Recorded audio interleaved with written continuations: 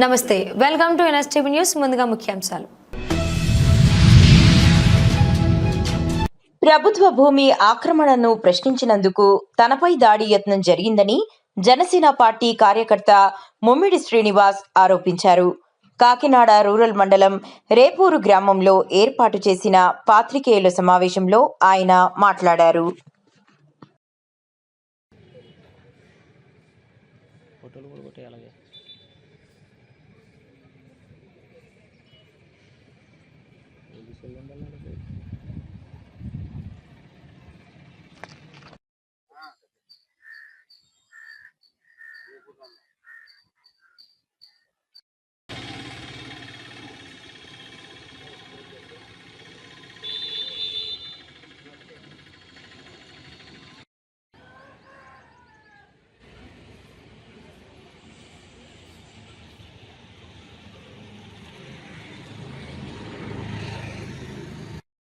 నా పేరు ముమ్మిడి పట్టాభిరామయ్య. నేను జనసేన పార్టీ కాకినాడ రూరల్ మండల ఉపాధ్యక్షుడు ఉన్నాను. నిన్న సాయంత్రం 4 గంటల సమయంలో మా సోదరుడైనటువంటి ముమ్మిడి శ్రీనివాస్ సచివాలయం వద్ద కాంపౌండ్ వాళ్ళు అక్రమంగా నిర్మిస్తున్నారు, అది సర్వే చేసి సచివాలయం భూమి ఇంకా వెనక్కి ఉంటుంది, దాన్ని సర్వే చేసి సమగ్ర సర్వే చేయించి అప్పుడు దాని మీద చర్య తీసుకుని గోడ కట్టాల్సిందిగా సెక్రటరీ గారికి లెటర్ ఇద్దామని మా వాడు సచివాలయంకి వెళ్ళాడు. అయితే అక్కడికి వెళ్ళేసరికి సచివాలయం స్టాఫ్ ఎవరు లేరు, ఒక మహిళా పోలీస్ తప్ప. ఆవిడ కూడా లెటర్ ఇస్తుంటే తీసుకోవడానికి నిరాకరించి పక్కకెళ్ళి వేరే ఎవరికో వ్యక్తికి ఫోన్ చేసింది. ఫోన్ చేసిన తర్వాత పావు గంట సేపు నేను వెళ్ళిన తర్వాత లెటర్ తీసుకుని సరే అని చెప్పేసి లెటర్ ఇచ్చిన తర్వాత మేము బయటకు వస్తుంటే సర్పంచ్ అయిన నక్క వీరన్న వాళ్ళ ఇంటి దగ్గర నుంచి తొల్ల కొడతా మా ఇద్దరిని చూసి సర్వే పెడితే ఏంటి, జిప్పు తీసి చంపేస్తాం, ఎమ్మెల్యే ఎవడైతే నాకేంటి, నన్ను ఏం చేయలేడు, నేను ఏదన్నా సాధించగలను, రేపురు నాది, సర్పంచ్ నేను ఎవడు ఏం చేయలేడు, మీరు ఎక్కడ పెట్టుకున్నా ఏం చేసుకున్నా ఏమి చేయలేరని కేకలేయడంతో మేము దేనికిది, మీ ఉద్దేశం దేనికని ప్రశ్నించినందుకు మా మీదకి మొత్తం అన్న తమ్ముళ్ళందరూ మా గ్రామ కమిటీ అధ్యక్షుడైన నక్కా శ్రీనివాసరావు కూడా వాళ్ళతో కుమ్మక్కయ్యి వైసీపీ సర్పంచ్తో వాళ్ళందరూ మా మీదకి దాడి తెప్పించారు. కత్తులతో, కర్రలతో, గుణపాలతో మేము చంపేస్తాం, మేము ఏదైనా చేస్తాం, రేపుని మేము సాధించగలం, ఏదైనా ఇష్టం వచ్చినట్టు మేము చేయగలం, పాలింతాం అని చెప్పేసి మమ్మల్ని దౌర్జన్యంగా మా మీదకి రావడం జరిగింది. గతంలో కూడా 2-3 చోట్ల కొంతలో అయితేనో కాలబొట్లు అయితేనో కలుపుకోవడం జరిగింది. దాని మీద కూడా ప్రశ్నించడం, మేము ఏదైతే అడుగుతామో మేము గూడి కొట్టడానికి వెళ్ళి మేము కొట్టేస్తే వీళ్ళు ఏం చేయలేరు అన్న ఉద్దేశంతోనే మమ్మల్ని చంపేద్దామన్న పన్నాగంతోనే వాళ్ళు మా మీద హత్యయత్నం ప్రయత్నించారు. దీనికి తగిన న్యాయం మా ఎమ్మెల్యే గారు, పోలీసు వారు, కూటమి ప్రభుత్వం అందరూ చేస్తారని మేము కోరుకుంటున్నాం. గోడ కట్టాలని నేను పెట్టిన లెటర్ కూడా మీ అందరికీ కూడా ఇవ్వడం జరుగుతుంది. నేను ఇచ్చిన లెటర్ గురించి నన్ను చంపడానికి నా మీదకి వచ్చారు. నక్క వీరన్న గోపు, వాళ్ళ అనుచరులు, వాళ్ళ అన్నదమ్ములు కత్తులతో, వాళ్ళ కుటుంబ సభ్యులు వీడియోలతో సహా ఉన్నాయండి. వీడియోలు ఉన్నా సరే ఎవరు నన్ను ఏం చేయలేరు, నేను చంపుతానని రాత్రి 11 గంటలకు కూడా మా ఇంటి చుట్టూ మొక్కడం జరిగింది. వాళ్ళు అనేక రకాలుగా ఇబ్బందులు పెడుతున్నారు. ఇది ఇంకా వైఎస్ఆర్ ప్రభుత్వం అనుకుంటున్నాము, ఇది వైఎస్ఆర్ ప్రభుత్వం కాదు, కుటుంబ ప్రభుత్వం. మా పవన్ కళ్యాణ్ గారు ఆశయాల మేరకు మేము ఎంతవరకు అయినా సరే వెళ్తాం.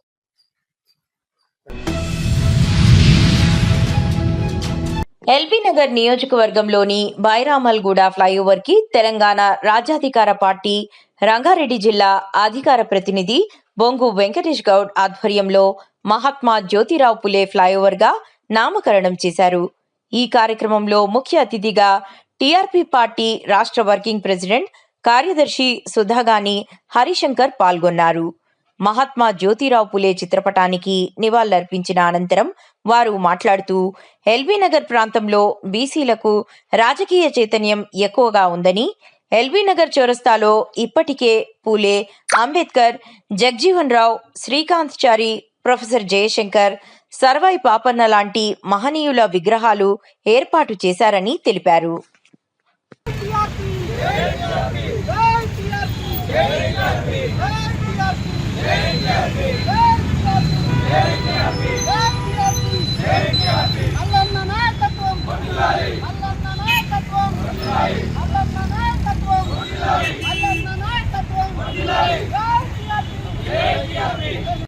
నాయకత్వం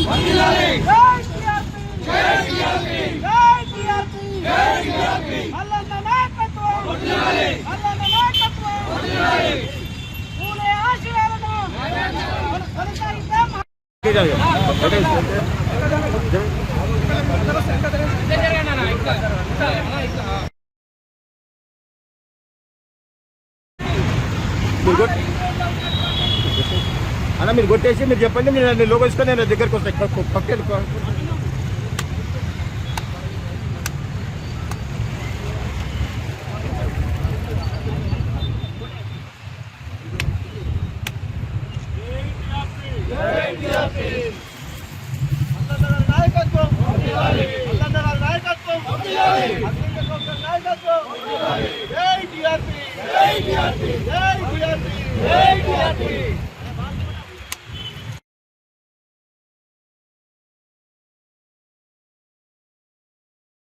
ఈ రోజు నుండి సాగర్ రింగ్ రోడ్లో ఉన్నటువంటి బైరామల్గూడ ఫ్లైఓవర్ బ్రిడ్జికి జ్యోతిరావు పూలేగా నామకరణం చేస్తూ ఉన్నాం.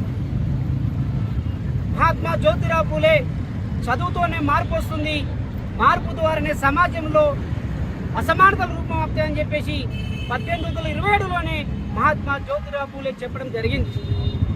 మహాత్మా జ్యోతిరావు పూలే, సావిత్రిబాయి పూలే దంపతులు సంఘ సంస్కర్తలు. ఆయనకి భారతరత్న అవార్డు ఇవ్వాలి.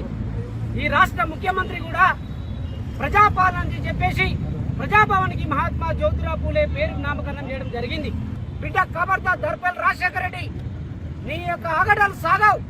నువ్వు దివంగత వంక మధుసూదన్ రెడ్డి పేరు పెట్టాలని నీ కుల అహంకారంతో, నీ కుల గజ్జుతో నువ్వు ఈరోజు దివంగత వంగ మధుసూదన్ పేరు ఎలా పెడతామని మేము ప్రశ్నిస్తా ఉన్నాం. ఎన్నికలప్పుడు మా ఓట్లు కావాలి, కానీ మా పేరు పెట్టడంలో కూడా మీకేంటి అంతర్యం అని అడుగుతా ఉన్నాం.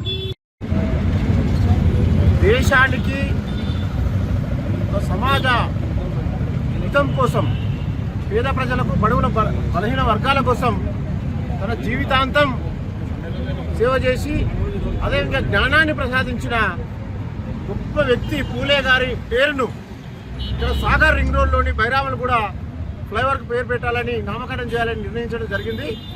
మా పార్టీ అధ్యక్షుడు మల్లన్న గారి సూచన మేరకు ఇక్కడ మన నాయకులు బొంగు వెంకటేష్ గౌడ్ గారి ఆధ్వర్యంలో జరుగుతున్న ఈ ప్రోగ్రాంకు ఇక్కడికి వచ్చిన పెద్దలందరికీ పేరు పేరిన నా అభినందనలు, కృతజ్ఞతలు తెలియజేసుకుంటున్నాను. అదేవిధంగా దేశంలో బలహీన వర్గాలు చదువుకోవచ్చు, బలహీన వర్గాలు సామాజికంగా పైకి రావాలని ఒక దృఢమైన సంకల్పంతో తన భార్య సావిత్రిబాయి పూలే గారిని తాను ఎంతో సాక్రిఫై చేసి త్యాగం చేసిన గొప్ప మహనీయుడు పూలే గారు. ఈ పూలే గారి పేరును ఇక్కడ బైరామల్గూడలోని ఫ్లైఓవర్, కొత్త ఫ్లైఓవర్కు పేరు పెట్టడం మంచి సంప్రదాయం. ఇది శుభసూచకమని తెలియజేసుకుంటాను. ఇందుకు సహకరించిన ఇక్కడ లీడర్లందరికీ ప్రత్యేకంగా బొంగు వెంకటేష్ గారిని, యూత్ అధ్యక్షుడు, జనరల్ సెక్రటరీ గారిని, భావన గారిని, ప్రతి ఒక్కరిని పేరు పేరున మనస్ఫూర్తి.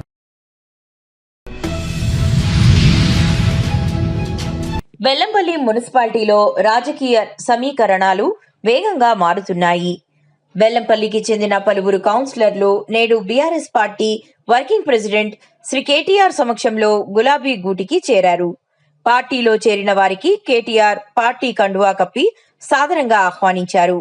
30వ వార్డ్ స్వతంత్ర కౌన్సిలర్ శంకర్ సింగ్ తో పాటు కాంగ్రెస్ పార్టీ నుంచి గెలుపొందిన 26వ వార్డ్ కౌన్సిలర్ కుమారస్వామి అధికారికంగా బీఆర్ఎస్ సభ్యత్వం తీసుకున్నారు.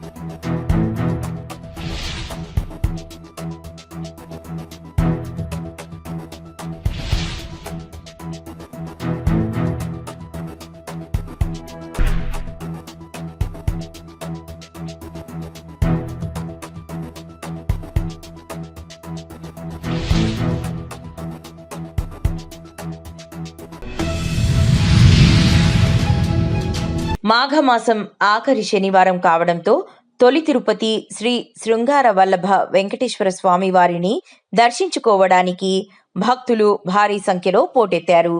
ఆలయానికి వచ్చే భక్తులకు ఎటువంటి ఇబ్బందులు కలగకుండా ఈవో శ్రీనివాస్ మరియు చైర్మన్ సమన్వయంతో ముందస్తుగా అన్ని ఏర్పాట్లు పూర్తి చేశారు. క్యూ లైన్లలో వేచి ఉన్న భక్తులకు త్రాగునీరు, ప్రసాదం వంటి కనీస సౌకర్యాలు కల్పిస్తూ రద్దీని క్రమబద్ధీకరించారు. అధికారుల చొరవతో భక్తులు క్రమశిక్షణతో స్వామివారిని దర్శించుకొని మొక్కులు చెల్లించుకున్నారు.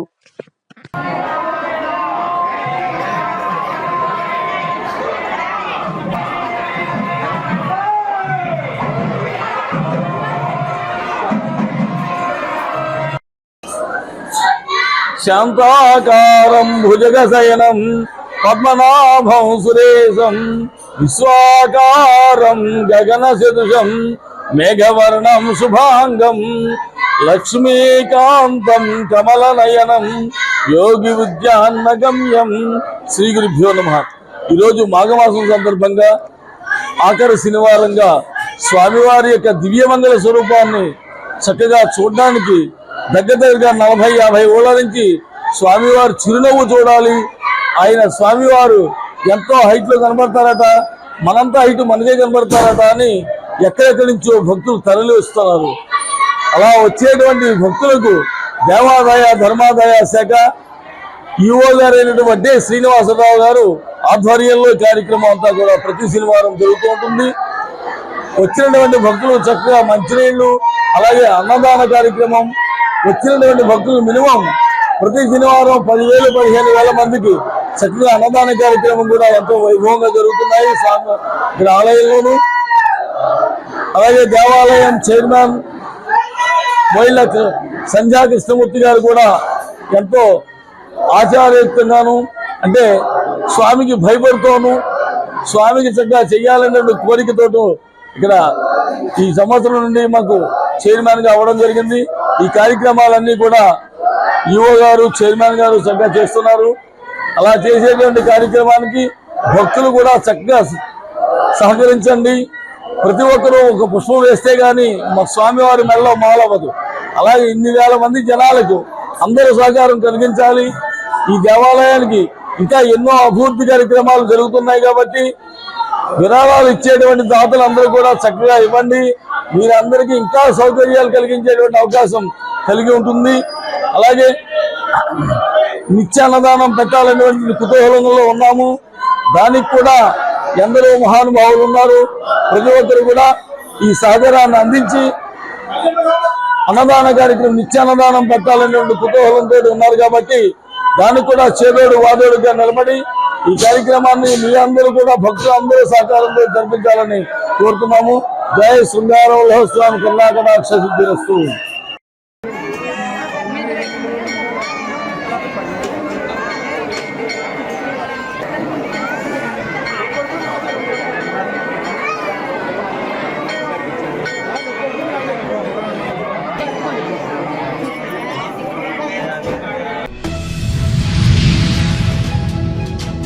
మున్సిపల్ ఎన్నికల్లో కాంగ్రెస్ పార్టీ కృత్రిమ విజయాన్ని సాధించిందని, నైతిక విజయం బీజేపీదేనని బీజేపీ నేత ఎమ్మెల్యే ఏలేటి మహేశ్వరరెడ్డి అన్నారు. నిర్మల్ జిల్లా కేంద్రంలోని ఎమ్మెల్యే క్యాంపు కార్యాలయంలో ఏర్పాటు చేసిన విలేకరుల సమావేశంలో ఆయన మాట్లాడారు. ముందుగా బీజేపీ అభ్యర్థులకు ఓట్లు వేసి గెలిపించిన నిర్మల్ ప్రజలకు ప్రత్యేక ధన్యవాదాలు తెలిపారు. గత మున్సిపల్ ఎన్నికల్లో 1 సీటుతో ప్రారంభమైన భారతీయ జనతా పార్టీ ఈ ఎన్నికల్లో 13 సీట్లు కైవసం చేసుకుందన్నారు. ఈరోజు మున్సిపల్ ఎన్నికల అంశంలో తెలంగాణ రాష్ట్రంలో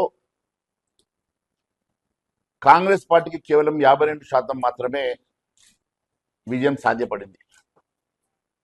అంటే గత టిఆర్ఎస్ ప్రభుత్వంతో పోలిస్తే గతంలో 92% వచ్చి కూడా టిఆర్ఎస్ ఎమ్మెల్యే ఎలక్షన్కి వచ్చేసరికి పూర్తిగా కుప్పగూలింది.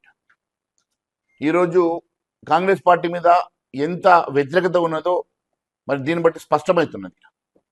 కాంగ్రెస్ పార్టీ అధికారంలో ఉండి 2 సంవత్సరాలు కూడా పూర్తి కాకుండా దాదాపుగా 48% యాంటీ ఇన్కంబెన్సీ, కేవలం 52%తో విజయాన్ని వాళ్ళు గొప్పలు చెప్పుకునే ప్రయత్నం చేస్తూ ఉన్నారంటే ఇది కాంగ్రెస్ పార్టీ మేకపోతు గాంభీర్యం తప్ప ఇంకొకటి లేదు.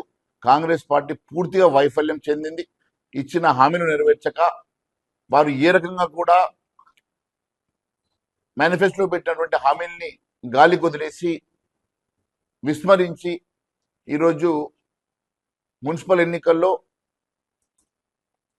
షేర్వాణితోటి దోస్తానం చేసి 3 పార్టీలు ఒకటై ఈరోజు భారతీయ జనతా పార్టీకి అడ్డుకట్ట వేయాలని చేసినటువంటి ప్రయత్నంలో వారు మేకపోతు గాంభీర్యం ప్రదర్శిస్తున్నారు తప్ప కాంగ్రెస్ పార్టీ పూర్తిగా నైతికంగా ఓటమి పాలైంది.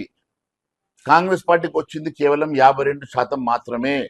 అంటే ఈ రాష్ట్రంలో కాంగ్రెస్ పార్టీ యాంటీ ఇన్కంబెన్సీ 2 సంవత్సరాల లోపలనే పెద్ద ఎత్తున కాంగ్రెస్ పార్టీపై యాంటీ ఇన్కంబెన్సీ వచ్చిందనేది స్పష్టమవుతున్నది. నేను మున్సిపల్ ఎన్నికలు పెట్టే రోజు నుంచి చెప్తా ఉన్నాను, కేవలం మైనార్టీ ఓట్లను మైనార్టీ ఓట్లపై ఆధారపడి మాత్రమే కాంగ్రెస్ పార్టీ మున్సిపల్ ఎన్నికల్లోకి వెళ్తా ఉన్నది. ఈ ఎన్నికల్ని చూపించి రేపు లోకల్ బాడీ ఎన్నికల వైపు వెళ్ళాలన్న ఆలోచన చేస్తూ ఉన్నది. మరి ఇక్కడ మైనార్టీ ఓట్లను పోలరైజ్ చేసుకోవాలన్న ఉద్దేశంతో ఎంఐఎంతో దోస్తీ చేసి టీఆర్ఎస్తో ఫ్రెండ్లీ మ్యాచ్ పెట్టుకొని ఈరోజు భారతీయ జనతా పార్టీకి అడ్డుకట్ట వేసే ప్రయత్నం మాత్రమే జరిగింది. నేను ఈరోజు స్పష్టంగా చెప్తా ఉన్నాను, మీరు రాష్ట్ర వ్యాప్తంగా అనాలిసిస్ చేస్తే కాంగ్రెస్ పార్టీ ఎక్కడ కూడా ఈరోజు కార్పొరేషన్ ఎన్నికల్లో 2 చోట్ల, ఒక చోట హంగ్ వచ్చింది, ఒక చోట భారతీయ జనతా పార్టీ గెలిచింది. అనేక చోట్ల 30 చోట్ల టీఆర్ఎస్ గెలిస్తే 30 చోట్ల హంగ్ వచ్చింది. ఇవంతా కూడా చూస్తే స్పష్టంగా భారతీయ జనతా పార్టీ పుంజుకొని ఈరోజు ఓట్ బ్యాంక్ పెంచుకొని ఈరోజు దూసుకు వెళ్తున్నటువంటి సమయంలో భారతీయ జనతా పార్టీకి అడ్డుకట్టే వేయడానికి సూడో సెక్యులరిస్ట్ పార్టీలన్నీ కూడా ఒక దాటి మీదకి వచ్చి భారతీయ జనతా పార్టీని అడ్డుకట్ట వేసే ప్రయత్నం జరిగింది. యావత్ ముస్లిం మైనార్టీ సోదరులందరూ భారతీయ జనతా పార్టీ గెలవకుండా వాళ్ళంతా కూడా పోలరైజ్ అయి కాంగ్రెస్ పార్టీకి ఓటేశారు. మీరు ఈరోజు నిర్మల్లో చూద్దాం, నిర్మల్లో కూడా చాలా స్పష్టంగా భారతీయ జనతా పార్టీకి 20,300 ఓట్లు వచ్చినాయి. నేను ముందుగా భారతీయ జనతా పార్టీని ఆశీర్వదించిన నిర్మల్ పట్టణ ప్రజలకి హృదయపూర్వక ధన్యవాదాలు తెలియజేస్తా ఉన్నాను. నిర్మల్ పట్టణంలో భారతీయ జనతా పార్టీకి 20,335 మంది భారతీయ జనతా పార్టీకి ఓటేస్తే మరి ఎంఐఎం, కాంగ్రెస్, బీఆర్ఎస్ కలిసి బూటకపు ఎన్నికల్లో ఫ్రెండ్లీ మ్యాచ్ పెట్టుకుంటే కాంగ్రెస్ పార్టీకి వచ్చిన ఓట్లు. జగిత్యాల జిల్లా మెట్పల్లి పట్టణంలోని బీఆర్ఎస్ కార్యాలయంలో Korutla MLA doctor Kalvakuntla Sanjay media సమావేశం నిర్వహించారు. మున్సిపల్ ఎన్నికల ఫలితాల అనంతరం పార్టీ భవిష్యత్ కార్యాచరణపై ఆయన కీలక వ్యాఖ్యలు చేశారు. ఈ సందర్భంగా ఎమ్మెల్యే మాట్లాడుతూ ఎన్నికల్లో ఎదురైన ఓటమికి గల కారణాలను సమగ్రంగా విశ్లేషించుకొని రాబోయే రోజుల్లో పార్టీ బలోపేతానికి కృషి చేస్తామని తెలిపారు.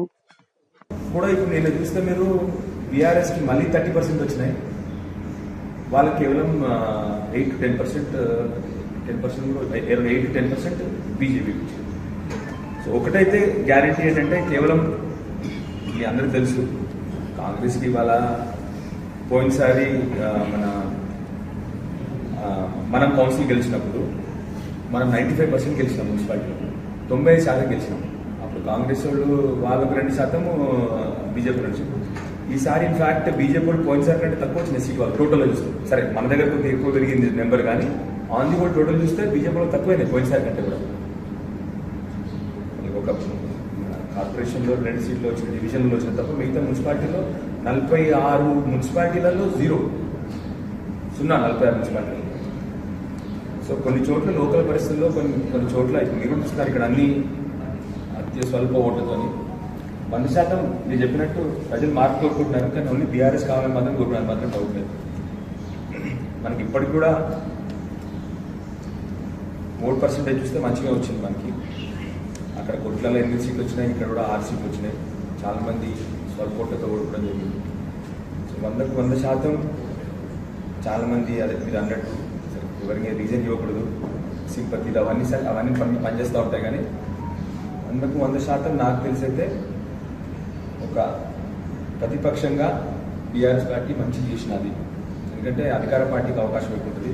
ఇక్కడ ప్రతిపక్షంగా ఇన్ఫాక్ట్ మీరు చూస్తే నిజానికి 2 అధికార పార్టీలు, బీజేపీ అధికార పార్టీ, కాంగ్రెస్ అధికార పార్టీ. ఇక్కడ నియోజకవర్గంలో మీదే అధికార పార్టీ సార్. నియోజకవర్గంలో మీదే అధికార పార్టీ. అధికార పార్టీ అంటే అధికారం ఉన్నోళ్ళు. ఇక్కడ ఈ నియోజకవర్గ స్థాయికి వస్తే మీరే అధికారం. ఎమ్మెల్యే కానీ 2 అధికార పార్టీల మీద పోరాటం అని చెప్పేసి మాకు ఆయన కూడా బాగా వచ్చింది. ఉమ్మడి కర్నూలు జిల్లాలో మిగతా సెంటర్లతో పాటు మన కొట్లలో మాత్రం కొట్ల నియోజకవర్గంలో అత్యధికంగా బీఆర్ఎస్ పార్టీ సీట్లు గెలిచింది. అంటే దానికి కొద్దిగా ఇప్పుడు తప్పకుండా అందరూ చెప్తాను, ఇంకా ఎక్కువ గెలవాల్సింది. నాకంటే మనం మినిమం కొట్లలో 9 సీట్ల ఓట్లలో, ఒకటేమో 20 ఓట్లతో అట్లా మేము మినిమం ఎక్స్పెక్ట్ చేసింది. కొట్లలో కూడా మినిమం అనుకున్నానే 12 నుంచి 14 ఓట్ పర్సంటేజ్ బాగానే ఉంది, కానీ జరిగింది. దాన్ని యాక్సెప్ట్ చేయాలి మనం. ఎండ్ ఆఫ్ ద డే మున్సిపాలిటీలో అట్లా లోకల్ ఎలక్షన్లో క్లోజ్ ఎలక్షన్స్ ఉంటాయి కూడా, కాబట్టి యాక్సెప్ట్ చేస్తాం. 100% మా వైపు నుంచి ఉన్న ఏమన్నా తప్పులు ఉంటే తప్పకుండా కరెక్ట్ చేసుకుని నిలబోతాం.